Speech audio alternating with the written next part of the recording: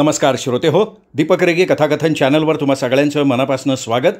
श्रोते हो, तुम्ही ऐकताय राजेश जगताप लिखित आडूसा ही कादंबरी आणि आज भाग 4. गंगापूरला जाऊन आले त्याला 8 दिवस झाले होते. डॉक्टरांच्या औषधामुळे रंगरावला आराम पडू लागला होता.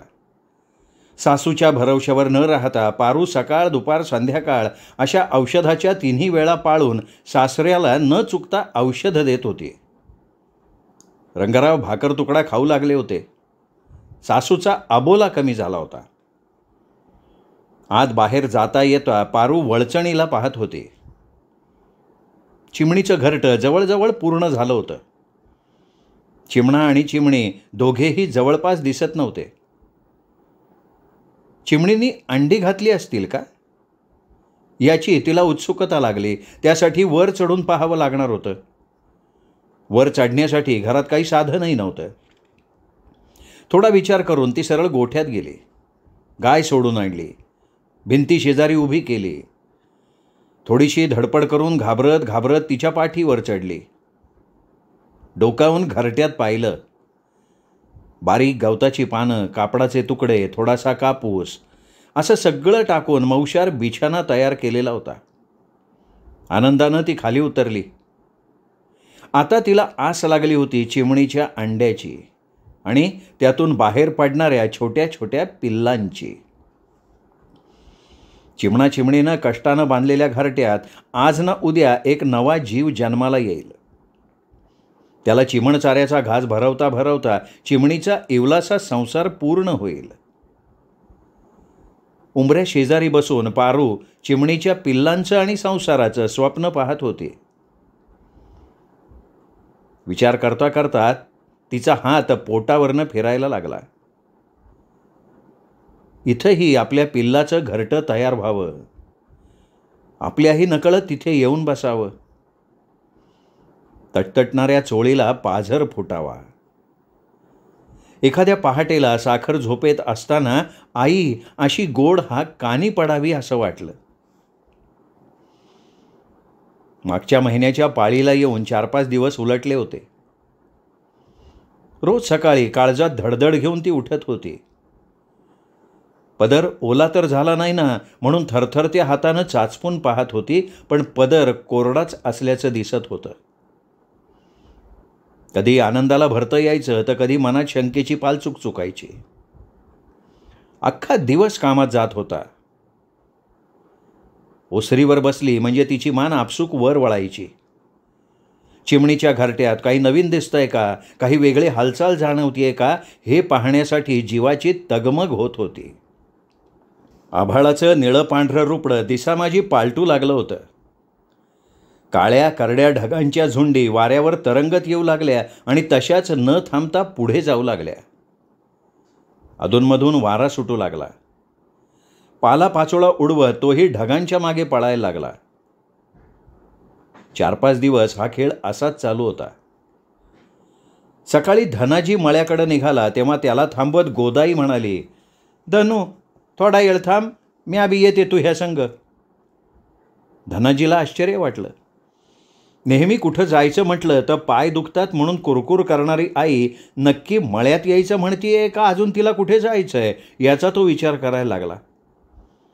न राहून तो गोदाईला म्हणाला, अगं आई म्या मळ्यात चाललोय, तू कुठं निघालीस?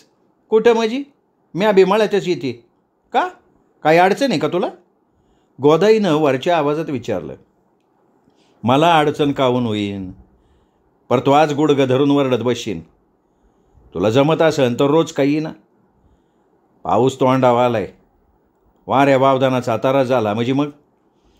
अरे आता हे समज म्या तू ह्या काहून शिकायचं का? मन वाऱ्या वावदानाचा तारास होईन. मळ्या खाळ्याची कामं म्या बी केल्यात. लगीन करून आलते तेव्हा तू ह्या बापानं झोका नव्हता बांधला मला. असं म्हणून ती चुलीजवळ बसली. तिचा पारा चढू लागला होता. धनाजी पुढे काहीही न बोलता गोठ्यात गेला. जनावरं सोडून त्यांनी बारवाची वाट धरली. इतका वेळ मायलेकराचं बोलणं गुपचूप ऐकणारी पारूही विचारात पडली. सासू आज अचानक मळ्यात का जायचं म्हणतीये ते समजत नव्हतं. काही विचारायची सोय नव्हती. बरं जायचं तर जाईना का, पर चुलीपाशी काऊन बसली असन, स्वयंपाक तर करून झालाय. ती तशीच पुढे गेली. सासूला म्हणाली, आत्या अहो मला सांगा की काय करायचे ते, तुम्ही काऊन त्रास करून घेताय. गोदाई शांतच होती. काठवटी 2 बसका पीठ घेऊन मळायला लागली. पारू पुन्हा म्हणाली, आत्या अहो म्या करते की, काय करायचं ते सांगा तर खरं. काय नाही, त्यो गेलाय तशी तू आबी खोलीत जाय आणि गप्प बैस, काय करायचे ते मपलं म्या करीन. सासूचं वाकडं बोलणं ऐकल्यावर तिथं थांबणं योग्य नव्हतं. जड पावलांनी ती ओसरीत जाऊन बसली. असं काही मनाला लागणारं घडलं म्हणजे ओसरीत येऊन बसायचं हे नेहमाचं झालं होतं. चिमणीचा आकार घेणारा संसार तिच्या कष्टी मनाला विरंगुळा देणारी जागा झालेली होती. पाण्याला जाणारी अंजी दारासमोर थांबली. पारूला विचारलं, पारू पाण्याची खेप झाली का ग. नाही ना ग, मालक गुरांना पाणी धावाय गेलेत, आले का मग जाईन. अगं बसून काय राहती, चल ना माया संग, बोलता बोलता 2-4 खेपा होतीन, कळायचं भी नाही. अगं पर थोडं थांबती का, आता येते नसते, त्यांना काढून देते मग जाऊ आपण. नको ग बाया, सासूनं पाहिलं तर सकाळी सकाळी मरी येईन अंगात. असं करते, म्या वज चालते पुढं, तो मालकाला वाट लावून येलं गुलक. असं म्हणून अंजीनं बारवाची वाट धरली. पारूनं पाण्याचा हंडा कळशी रिकामी केली. सासू तयारी करून लेकाची वाट बघत होती. तेवढ्यात धनाजी आला. पारूनं त्याचा भाकर तुकडा बांधून दिला. गाडी जुंपून त्यांनी गोदाईला हाक मारली, आये चालव. गोदाई हाक ऐकल्यासरशी डोक्यावर टोपलं घेऊन बाहेर आले. धनाजीने हाताला धरून तिला गाडीत घेतलं. बैलाचा कासरा ओढला. गाडी खडखड करत मळ्याच्या वाटेला लागली. सासूचं नक्की काय चाललंय पारूला समजेना.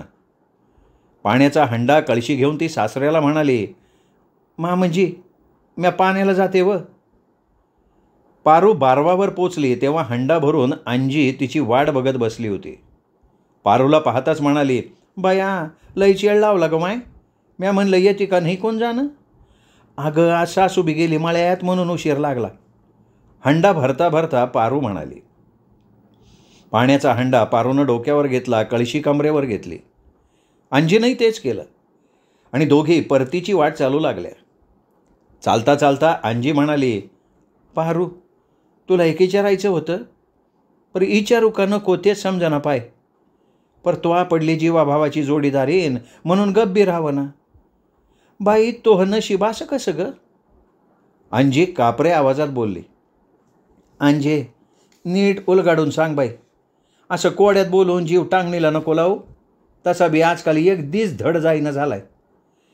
कोणाला काही सांगणार नशीन तर बोलते, नाही तर तो बोलायची कोणाकडं.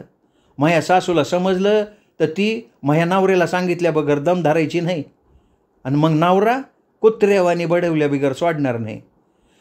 अगं नाही बोलायची म्या कोणाकडं, बिनगोरीनं सांग की. चालता चालता पारू म्हणाली. तोपर्यंत ती घराजवळ आली होती. मग अंजी म्हणाली, आता नाही सांगत, दुसऱ्या खेपेला सांगते. असं बोलून ती पुढे गेली. पारूनं हंडा कळशी रांजणात रिकामी केली.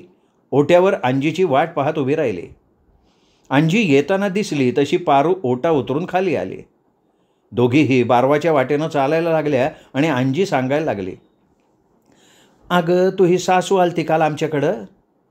मग ही सासू आणि ती दोघी वसरीत बोलत होत्या, तो हा विषय निघालता. पारूचं काळीज ओढायला लागलं. काय ऐकायला मिळणार या विचारानं डोक्यावरचा हंडा जड वाटायला लागला. अंजी पुढे सांगायला लागली, तर तो हा विषय निघाला म्हणून म्या बी दाराशेजारी मेथीची भाजी निवडायच्या निमित्तानं बसले. तेव्हा तू ही सासू म्हणली, पारूला पोरबाळ होईन आता काही आशा नाही. धनूच्या मामाची पोरगी आहे म्हण, धनाजी संग तिचा पाठ लावायचा म्हणत होती. बाई ते बोलणं ऐकलं आणि काळजाचं पार पाणी झालतं. तुला खरं नाही वाटायचं, पर रातसर डोळा नाही लागला ग. अजून काय म्हणली. पारूनं काळजावर दगड ठेवून विचारलं. तेव्हा मग ही सासू म्हणली, गोदे पारूचा घात करू न ग, गुणाची पोर आहे ती, त्या परीस काही आतलं बाहेरचं काहून पाहत नाही. मग गोदाई तू ह्या नावानं बॉम्बलाय लागली. म्हणली देवाधर्माचं काही करायला सांगितलं ते करत नाही, उपास करत नाही, एखाद्या भक्ताकडे जाय म्हणलं तर ते बी नको म्हणती. पर तुला सांगते गावातले समदे लई मानतात तुला. मग मै सासूच म्हणली गोदे सोन नका कर ना आपण करायचं. तू ह्या वावरातल्या मसुबाला निवत पाणी कर, एखादं कोंबडं दे, खंडोबाचं जागरण गोंधळ घालून कर न कर. घरात असं काय निघालं म्हणजे माणूस आपसूक पुढं येतोय. अंजी पुढं सांगू लागली. मग हे तुझ्या सासूला पटलं. म्हणली उद्याच मसुबाला निवत पाणी करून हात जोडते, माफी मागून आमुष्याला कोंबडं द्यायचं कबूल करते, आणि मग पुढं माग जेजुरीला बी भांडारा खोबरं उधळाय जाते. पाण्याची दुसरी खेप झाली. अजून 2 खेपा आणायला पाहिजे होत्या, पण पारूच्या अंगात त्राण उरलं नव्हतं. तिसऱ्या पहाराला दिवस काढल्यावर आणू असा विचार करून ती थांबली. सासऱ्याला जेवण देऊन औषधं दिलं. सासू जे काही करू पाहते ते ऐकून तिची जेवणावरची इच्छाच उडाली होती. ओट्यावर दाणे टाकून पाण्याची वाटी भरून ठेवली. गोठ्यातल्या वासराला गवत घातलं. मरगळल्यासारखं वाटत होतं. ती खोलीत आली, पलंगावर अंग टाकून आढ्याकडं पाहू लागली. अंजीनं जे सांगितलं ते ऐकून ती हादरली होती. म्हसुबाला आमुष्याला कोंबडं आणि जेजुरीच्या खंडोबाला बकरू हे शब्द मनाला थारा देत नव्हते. अंजीनं जे सांगितलंय ते एकदा धनाजीच्या कानावर घालावं का सासऱ्याला सांगून पाहावं. नक्की काय करावं तेच समजत नव्हतं. दोघांपैकी कोणालाही सांगितलं तर तो सासूला विचारणार, मग बिचाऱ्या अंजीला उगाच त्रास होणार. आपल्याविषयी काळजी वाटतेय म्हणून तिने हे सर्व कळकळीनं सांगितलं. नको, लगेच सांगायला नको, थोडं थांबून काय होतंय ते पाहावं. तोपर्यंत कदाचित धनाजीलाही समजलं तर पुढे जे काही करायचं ते पाहू. घटकाभर अशीच विचार करत होते. एकाएकी पोटात खड्डा पडल्यासारखं वाटलं. अंगाला दरदरून घाम फुटला. जीव आतल्या आत ओढला जातोय असं वाटू लागलं. पदराला घाम पुसून पाणी पिण्यासाठी ती उठली. सगळं घरच गरागरा फिरायला लागलं. डोळ्यापुढे अंधार दाटला. डोकं धरून ती तिथेच खाली बसली. पुन्हा उठण्याचा प्रयत्न केला पण उठता आलंच नाही. अंधार जास्तच गडद झाला. त्यानंतर तिचा स्वतःवरचा ताबा सुटला. शुद्ध कधी हरपली तिला कळलंही नाही. तिनं डोळे उघडले तेव्हा ती दाराशेजारी पडली असल्याचं लक्षात आलं. म्हणजे आपल्याला भोवळ आली होती. तर आयुष्यात तिला कधीही भोवळ आली नव्हती. हा अनुभव धक्कादायक होता. आपल्याच डोळ्यासमोर आपलंच अस्तित्व नाहीसं करणारा, कितीही तोल सावरायचा प्रयत्न केला तरीही सावरू न देणारा, आपण कोण आहोत, कुठे आहोत याचा थांगपत्ताही न लागू देणारा, जिवंत असूनही मृत्यूच्या दारातून फिरवून आणणारा, सारंच कल्पनेच्या बाहेरचं. खरंच जर आपल्याला शुद्धच आली नसती आणि समजा आपण खरोखर मेलो असतो तर बरं झालं असतं. निदान वांझुटेपण घेऊन जगण्यातून सुटका तरी झाली असती. पण देवही निष्ठुरच म्हणायचा. त्यानं ते सुखही आपल्या वाट्याला येऊ दिलं नाही असा विचार मनात चमकून गेला. दुसऱ्याच क्षणाला आपल्या मनात आलेला विचार चुकीचा असल्याचं जाणवलं. आपण देवाला उगाच दोष देतोय हे योग्य नाही. तिने स्वतःच्या तोंडात मारून घेतलं. कान पकडून क्षमा मागितली. देवा माफी दे, मी अवघा तुला बोल लावला. पुण्यांदा असं नाही बोलायची मी. ती उठली. न्हाणीत जाऊन तोंडावर पाणी मारलं. हातपाय धुतले. बाहेर येऊन माठातलं तांब्याभर पाणी घटाघटा प्यायली. तहानेनं व्याकुळलेला जीव थंडावला. चुलीवर चहाचा आधण ठेवून ती सासऱ्याकडे गेली. रंगराव उठून बसले होते. मा म्हणजे झोपले होते का नाही? वय आता पहिल्या परी चांगला डोळा लागतोय. या बारीला डागदराचा औषध चांगलं काम करते बरं का. रंगराव खुशीनं म्हणाले. 15 दिवस आल्यात. औषध बी आज संपन. कसं बी करून उद्या परवा डागदरला दावाय पाहिजे. चहा ठेवलाय, आलीच मी.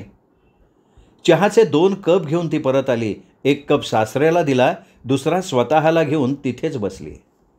मामंजी, औषधाचा गुण आला ते लय बेस झालं. महिन्या 15 दिवसानं हिंडू फिरू लागले म्हणजे बरं होईन. मला बी तसंच वाटू लागले पाय. एका जागी पडून पडून लय काठाळा आलाय. सांज सकाळ पाऊस पाणी झाल्यावर धनूची एकट्याची लय परवड होईन. लवकर उठून हातपाय हलवाय पाहिजेल म्हणजे दोघाची हात मिळवणी होईन. एकाला दोघं झालो म्हणजे कामं पटापटा वात्यात. आणि तसं बी ह्या दिवसात रोजाचा माणूस मिळतच नाही. म्हणजे तुम्ही पडा आता. बरं वाटायला लागलं म्हणून लगे पळाय बघू नका. आणि कामाचा ताण तुम्ही काहून घेऊन राहिले. तुम्ही 4 पावलं टाकायला लागले म्हणजे मी जाईन की त्यांच्या जोडीला. हसत हसत ती बाहेर आली. दिस पार मावळतीला टेकला होता. चिमण्याची जोडी दमून भागून निवांत बसली होती. झाडावर बसून कोकळणाऱ्या कावळ्याचा आवाज चिरका झालेला होता. पिंपरणीच्या झाडावर चिमण्यांचा कलकलाट वाढू लागला होता. घुंगराच्या माळा हलवत गुरंढोरं घराकडे परतू लागली होती. तिकडे बघता बघता पाण्याच्या 2 खेपा आणायच्या असल्याचं तिच्या लक्षात आलं. यावेळेला पाण्याला जावं का नाही याचा विचार करायला लागली, पण अजून एखादी तरी खेप आणावी म्हणून ती आत आली. हंडा कळशी रिकामी करून बारवाकडे निघाली. कडूसं पडल्यावर पाण्याच्या जागी जाऊ नये असं तिची आई सांगायची. हे आठवून तिने पाऊल उचललं. चालता चालता मनात काहीबाई विचार येऊन अंगावर काटा आला. वेशीतल्या देवळापुढं थांबली. देवाला हात जोडले, चालू लागली. बारवावर मुरल्यात जनावरं पाणी पाजायला आला होता. त्याला पाहून काळजात कालवा कालव झाली. हा खवीस नेमका ह्या वागतालाच कसा काढ माडला. चरकली ती. मागच्या वर्षी ती नेहमीप्रमाणे धनूच्या मागं घरातलं काम आवरून गाय घेऊन मळ्यात चालली होती. हातात घुंगराची काठी आणि डोक्यावर भाकरीचं टोपलं होतं. हर्र हुर्र करत गाईला हाकत चालली होती.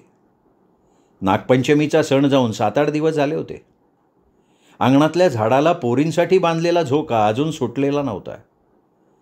नागपंचमीला पोरींनी झोका खेळताना म्हटलेली गाणी मनात अजूनही झोक्यावाणी हेलकावत होती. गाव बरंच मागे पडून माळरान लागलं होतं.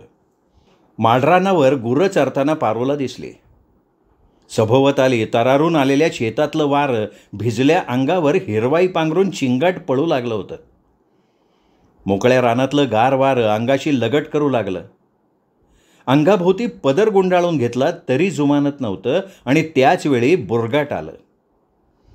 गाईचा कासरा घाईघाईनं उडत ती माळावरल्या झाडाकडं आडोसा घेण्यासाठी पळाली, पण बुरगाटानं आपलं काम केलं होतं. ती झाडाखाली आली तेव्हा चांगलीच भिजली होती. भिजून अंगाला चिकटलेल्या लुगड्यातून तरणी नवलाई डोकावत होती. बुरंगाट जाण्याची वाट पाहू लागली आणि अचानक तिच्या खांद्यावर कोणाचा तरी हात पडला. तिने चमकून मागे वळून बघितलं. मुरल्या तिच्याकडे पाहून तंबाखू खाऊन काळवणलेले दात दाखवत बरळला. लय हिव असतंय जणू, एक गोंगडीत ये. क्षणभर अंगावर वीज कोसळल्यागत वाटलं. कोणीतरी अंगावर विष्ठा टाकल्यासारखा भास झाला. तिरस्काराची शिशारी नखशिखांत भेदून गेली. हातातल्या काठीचे सणसणीत 4 फटके मुरल्याच्या अंगावर कधी आणि कसे पडले ते तिलाही समजलं नाही. मेलो मेलो बोंबलत मुरल्या चिखलात लोळत होता. गाईचा कासरा ओढून ती चालायला लागली. जाता जाता त्याला पाहून थुकली आणि रागानं म्हणाली, मूड दे आई घाले, पुण्यांदा आगळी केली ना, जेत्ता सोडायची नाही आम्ही. खरं म्हणजे धनाजीचं स्थळ तिला सांगून येण्या अगोदर तिच्या मावशीच्या ओळखीनं मुरल्याचं स्थळ आलं होतं. तेव्हा मुरल्याचा गबाळेपणा आणि त्याच्यासोबत आलेल्या माणसांचं एकंदरीत वागणं तिला आवडलेलं नव्हतं. तिने त्यावेळी कोणताही आडपडदा आणि मुलाहिजा न ठेवता तोंडावर स्पष्ट नकार दिला होता. आमचा अपमान केला म्हणून सगळे तणतणत गेले होते आणि नेमकं त्याच गावातल्या धनाजीला तिने होकार दिला होता. पारू आणि धनाजीचं लग्न झालं त्या दिवशी त्यानं एक डाव ह्याला गोसळून काढले बेगं सोडायचं नाही अशी खोणगाट बांधलेली होती. तेव्हापासून तो जमेल तशी तिच्यावर पाळत ठेवून होता. पण बराच आटापिटा करूनही त्याला संधी मिळत नव्हती. ती त्याला तेव्हा मिळाली होती. पारू अशा पद्धतीनं आपला कावा उधळून लावेल असा त्याने कधीच विचार केला नव्हता. आणि आज पुन्हा एकदा अवचित मुरल्याशी तिची गाठ पडली होती. मुरल्या मनोमन आपल्या नशिबावर खुश झाला होता. तिला पाहून त्यांनी एक शीळ घातली. कुचेष्टेनं दात विचकीत त्याच्या गाईला उद्देशून म्हणाला, "आय गावडे, तो येते हिकडं का म्या येतो याक, लय माजली सोय ग, पर तुला घुसळल्या बिगर सोडित नसतो." पारूच्या मनात तिरस्काराची ठिणगी पडली. तिच्या मनात भडकलेली अग्निज्वाला सावरीत हंडा आणि कळशी भरली. मुरल्यानं परत काही आगळीक केली तर भरलेला हंडा किंवा कळशी त्याच्या थोबाडावर फेकून मारण्याचा निश्चय केला. तेवढ्यात सोनाराची राधी आली. एकमेकीला संगत मिळाली. दोघी डोक्यावर हंडा आणि कमरेवर कळशी ठेवून मुरल्याच्या डोळ्यात देखत निघून गेल्या. मुरल्या मनात चरफडला. दात ओठ खात राधीला शिव्या द्यायला लागला. त्याला पुन्हा एकदा नशिबानं दगा दिला होता. पारूनं मात्र पुन्हा अशा वेळी कधीही पाण्याला जायचं नाही म्हणून कानाला खडा लावला. थोड्याच वेळात घुंगराचा आवाज कानी पडला. दुपारी बेशुद्ध झाल्याचा आणि दिवस मावळतीला बारवावर मुरल्याची अनाहूत घडलेली भेट या दोन्ही घटनांमुळे ती धनाजीच्या भेटीसाठी आतुरली होती. ती लगबगीनं बाहेर आली आणि समोर सासूला पाहून भानावर आली. खांद्यावर रेंगाळणारा पदर डोक्यावर आला. सासूच्या हातातलं टोपलं घेऊन ती निराश मनानं घरात आली. टोपल्यात सासूनं भाजीसाठी मुरमाटं आणली होती. तिच्या पावलावर पाऊल ठेवून सासूही आली. भिंतीला टेकून बसली. बसल्या बसल्या स्वतःच्या हातानं स्वतःचे पाय दाबू लागली. पारू पुढे झाली. सासू शेजारी बसून म्हणाली, "लय दामला असन, पाय दाबून देऊ का चहा ठेवू?" पारूनं पायाला हात लावत विचारलं, "चहा ठेवू आधी. म्हाताऱ्यानं भाकर तुकडा खाल्ला का नाही दुपारच्याला?" "खाल्ला की." असं म्हणून पारू उठली. चुलीची लाकडं पुढं सरकवून काडी लावली. चहाचं भगुनं घेऊन 2 कप चहाचं आदण ठेवलं. देवळीतल्या तेलाच्या वाटीला हात केला. चहा झाला म्हणजे सासूचे पाय दाबून द्यायचेत. पाय दाबता दाबता तेलही चोळावं म्हणजे लवकर अंग टाकता येईल असा विचार केला. चहाचे 2 कप घेऊन ती बाहेर आली. धनाजीही बैल गोठ्यात बांधून हातपाय धुवून बसला होता. 1 कप धनाजीला दिला. दुसरा सासू पुढे ठेवला. खाली टेकली. "2च कप तू ह्या सासरेला दिला का नाही?" "अहो, आम्ही दोघांनी बी घेतलाय." "तरीच म्हणलं इतका येळ कशी दमदर्शीन." सासू पुन्हा तिरकस बोलली, पण ऐकणं भाग होतं. वाटीतल्या तेलात बोट घालून तेल निवल्याची खात्री केली. हातावर तेल लावून सासूचे पाय चोळायला लागली. तरीही सासू स्वतःच्या हातानं पाय चोळतच होती, कणतच होती. "अगं आई ग आई, जळला मी आला तो जीव. कावा सुख मिळायचं ते पांडुरंगाला ठाव." "आई, मी तुला म्हणलं होतं न ग येऊ, तर्रास होईन म्हणलं होतं का नाही? पण तुला काय पाठाना, मग आता काहून वराडती?" "खरं र बाबा, तो समद खरं. आम्ही काय निसते येडे? कुळाचं नाव राखायची गरज आम्हालाच आहे ना. तुम्हाला कोण काय म्हणतंय? लोक आमच्या तोंडात शेण घालतीन." सासूचं रोजचं टक्क्या टोणप्याचं बोलणं ऐकून पारू वैतागली होती. नाईलाजानं तेलाची वाटी घेऊन उठली. दुपारी अचानक आलेली भोवळ, बारवावर भेटलेला मुरल्या, हे सगळं मनात दाबून स्वयंपाकाला लागली. सांगायचं तरी कोणाला आणि सांगून फायदा तरी काय? "त्यो मुरला मेला. 3 वर्षामागं लग्नाची लय घाई झालती वाटतं त्याला. गुडघ्याला बाशिंग बांधून आल्यागत बाव चालला होता. मग ह्याला आता कोणी मिळना का काय? गल्लीतल्या कुत्र्यावानी उखाडे हुंगत बोंबालतंय. त्याचं धनाजीला काही सांगायचं म्हणलं तर उगा भांडणाला आवतानं." विचाराचं विस्कटलेलं गाठोडं तिने बांधून ठेवलं. धनाजीने धारा काढून दुधाची चरबी तिच्या पुढे ठेवली. काहीही न बोलता निघून गेला. तिचा जीव वर खाली झाला. डोळ्यातून ओघळू पाहणारे अश्रू रोखून धरले. चरबीतलं दूध भगुन्यात काढून चुलीवर तापायला ठेवलं. एका पायाचा गुडघा उभा करून त्यावर दोन्ही हात ठेवले. हातावर हनुवटी ठेवून विमनस्कपणे चुलीतल्या जाळाकडे पाहू लागली. तिचंही मन तसंच जळत होतं.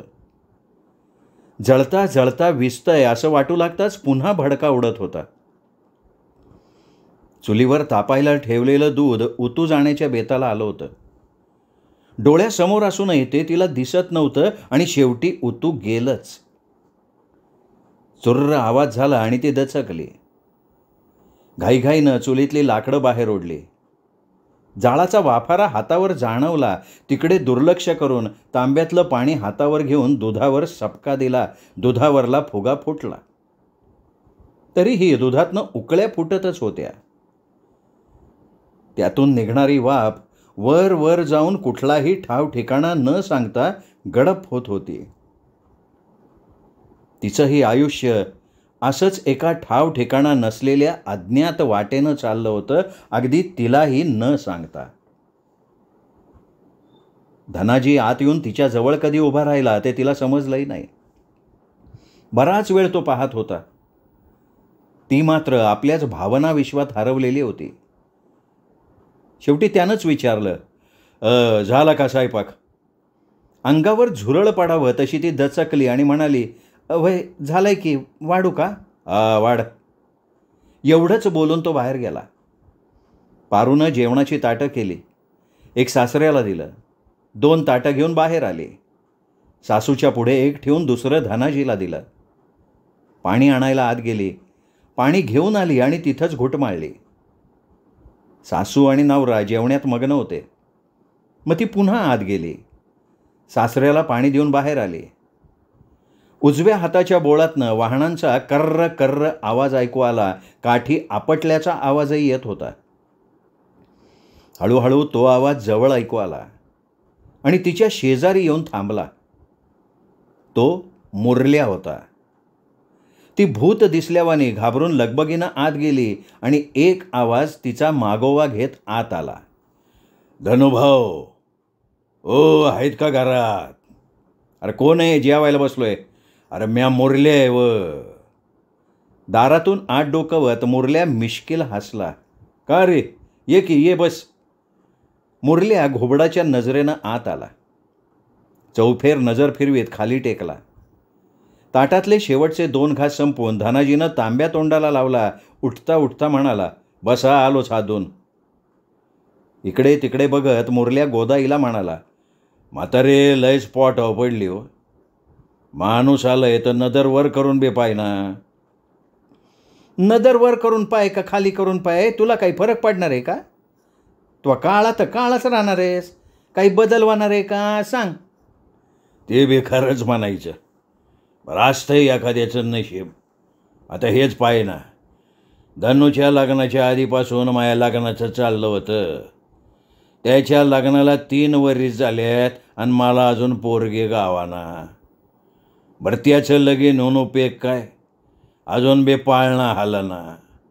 याला नशीबच म्हणायचं ना, दुसरं काय? मुरल्यानं दुखती रग दाबली. पारू जेवायला बसली होती, पण तिचं सर्व लक्ष मुरल्या काय बोलतोय तिकडे लागलं होतं. ही नसती ब्याद कशाला आली याचाच ती विचार करत होती. मागच्या वर्षी जी घटना घडली तेव्हापासून तो जरा फटकून राहत होता. पर गड्याच्या जातीचा काय भरोसा? सापावानी डूग धरून कवा घात करीन काही नेम नाही. ही धाकधूक तिच्या जीवाला लागली होती आणि आज तो यावेळी घरी आला होता. धनाजी हात धुवून आला. पानाची चंची उघडून 2 हिरवी कंच पानं काढली. देठ तोडत म्हणाला, पारू एवढं ताट उचलून ने ग.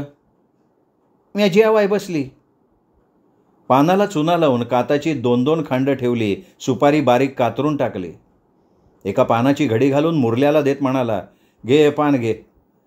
तंबाखू तू हितवा लागन तसे टाकून घे. दुसरं पान तंबाखू टाकून घडी केलं. तोंडात सरकवलं. बोल, काय काम काढलं? काम काय एवढं खास नाही. अक्का आली दुपारच्याला. तुला बी विचारत होती. तिच्या पोरासाठी दूध पाहिजे होतं. आई म्हणली तुमची गाय दुभती आहे, विचारून पाय दिलं तर बरं होईन. हेच विचारायला आलतो. का बरं? तू ही बी गाय आहे ना? आहे ना, पर गाभण आहे ती. 4-8 दिवसाची तबात आहे. गड्यात वा गोराखी, एवढ्या गायीमध्ये एक बी दुभती नाही वय. धनाजी त्याला टाळायला बघत होता. पण मुरल्या एक नंबरचा चेंगट होता. शिवाय दुधाच्या निमित्तानं रोज येणं जाणं होईल आणि मग एखाद्या दिवशी पारूवर झडप घालता येईल असा त्याचा डाव, म्हणून तो म्हणाला, नाही ना, असती तर मग तुम्हाला काहून ताराच दिला असता.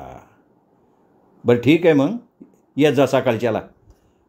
आता पाहिजे असेल तर घेऊन जाय. एक तांब्या भर द्या आत्तापुरतं.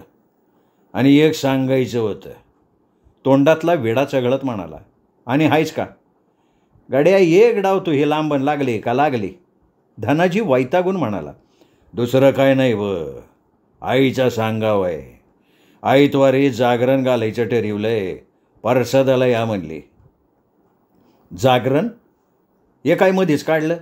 मधीच म्हणजे त्याचं असं झालं, भागाई गायकवाडीच्या भक्ताक खेटीला जाती, तुम्हाला ठावा असनच की. तर तिच्या संग आमची म्हातारी बी गेलती. माया लग्नाची काय अडचण आहे ते विचाराया.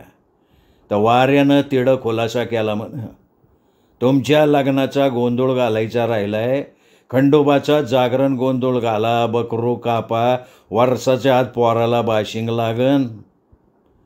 आणि अनुभव तुला सांगतोय हे करायची. आपल्या आईबापाचा गोंधळ खरंच घातलेला नाही, हे त्यांच्या बी ध्यानात नव्हतं. द्या टाळी द्या.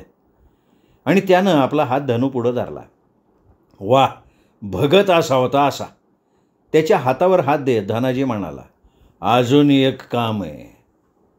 आला का आपल्या वाटानं परत? तू ही लांबड लागली की ते मारुतीच्या शेपटावानी किती बी कापड गोडळा तरी हातभर बाकीच असती. नाही वदनुभाव, आईच्याने याशी आवटाचं. मग मी आभी निघतो. बोल बाबा बोल. कारणासाठी शिवा मागाचं बकरू मागाय गेलतो, परगडी द्यायचं नाही म्हणतो. बरं मग? मग हेच की, तुम्ही त्याची समजूत काढली तर नाही म्हणायचा नाही त्यो. ए बाबा, हे जेंगट नको माया गाळ्यात बांधू. तुझं तुपलं पाय. आणि माझं काहून ऐकन त्यो? म्या कोणत्याचा, मामा का मावसा आहे? तसं नाही वदनुभाऊ, तुम्ही गावचं पाटील आहे ती म्हणून, दुसरं काय. पाटील की कावाच बुडाली. आता नुसतं नावाचं पाटील. तो हतवा मिटव, नाही तर बाजार काय वस पडल्यात काय. निघ आता. धनाजीनं एक घाव दोन तुकडे करून विषय संपवून टाकला. बरं निघतो. ते दूध तेवढं द्या, तांब्या सकाळी देतो. धनाजीनं दुधाचा तांब्या आणून त्याच्या हाती दिला. तांब्या घेऊन आतल्या बाजूत बघत तो म्हणाला, पारो वहिनी लय दिसाच्या उपाशी आहेत का काय? तसं असन तर या आयतवारी आमच्याकडं पोटभर जीव घालतो. असं म्हणून दात विचकत निघून गेला. हात धुवून पारू बाहेर आली. जेवणाची ताटं उचलता उचलता धनाजीला विचारलं, यो काळतोंड्या काहून आलता? अगं सुशी आली म्हण, तिच्या पोराला दूध पाहिजे 4-8 दिवस, सकाळी देत जाय त्याला. हे बघा, ते जे काय असेल ते तुमच्या हातानं मिटवा. मी सकाळी सकाळी काय त्याचं तोंड नाही बघायची. तुला एवढं तंत नाही काय झालं ग? भाऊकी रीतिरिवाज पाळायला लागते. असं वाकडे तोंडानं बोललं तर कुत्रं बी दारात येत नाही. तुला काय पडलंय त्याचं? आव पाटीलकीचं घरानं आहे.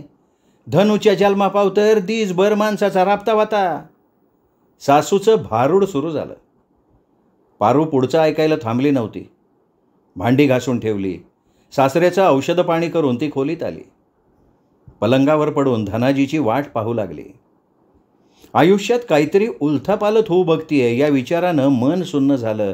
कारण फक्त एक आणि एकच, आपली कूस अजूनही सुनी आहे. काय कमी आहे माझ्यात? लग्नाच्या 3 वर्षांनंतरही तारुण्याचा बहर टिकून आहे. अंगावरली लवलवणारी वळणं जिथल्या तिथे आहेत. जे जे डोळ्यांना दिसतंय ते सर्व संपूर्ण परिपूर्ण आहे. कुठेही उणेपणा कसा तो नाहीच. पण जे दिसत नाही तिथलं उणेपण न पाहताही डोळ्यांना अगदी स्पष्ट दिसतंय. माझी कूस रिकामी आहे, तिथे उणेपणा आहे. हा उणेपणा अहोरात्र काळीच पोखरतोय, ओरडून सांगतोय, माझी कूस रिकामी आहे. पोटात आत, खूप आत कुठेतरी पावलांची मंद मंद स्पंदनं हाक मारतायत. मला, हो फक्त मलाच ऐकू येतोय मखमली पंखाचा गोड आवाज. जो आजवर कधीही ऐकला नव्हता.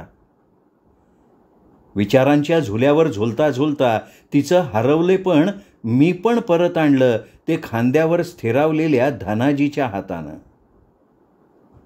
झोपली का ग?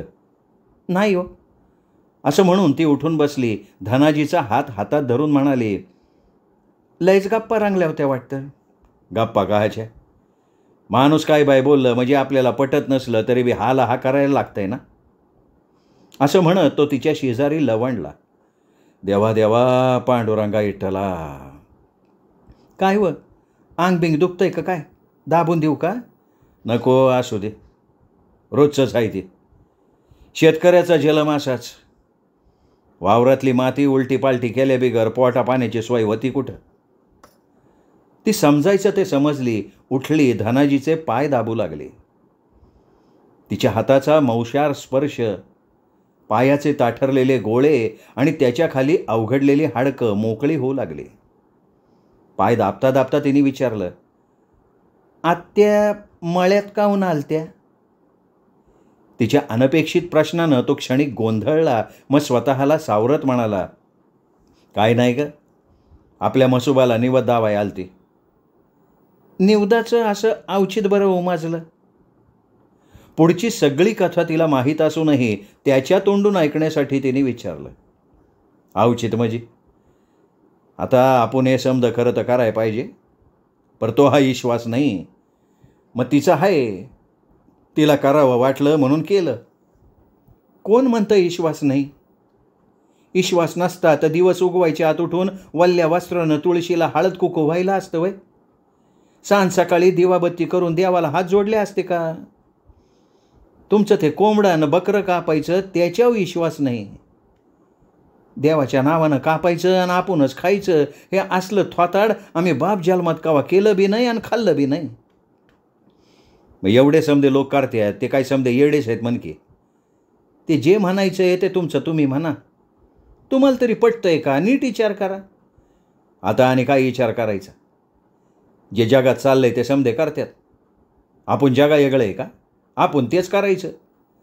त्यानं तिला समजावण्याचा प्रयत्न केला. पर मुक्या चित्राबाचा जीव काऊन घ्यायचा? निवद दावायचा असं वाटत असेल तर गोडा धोडाचा भाजी भाकरीचा दावा ना. देव नको म्हणतोय.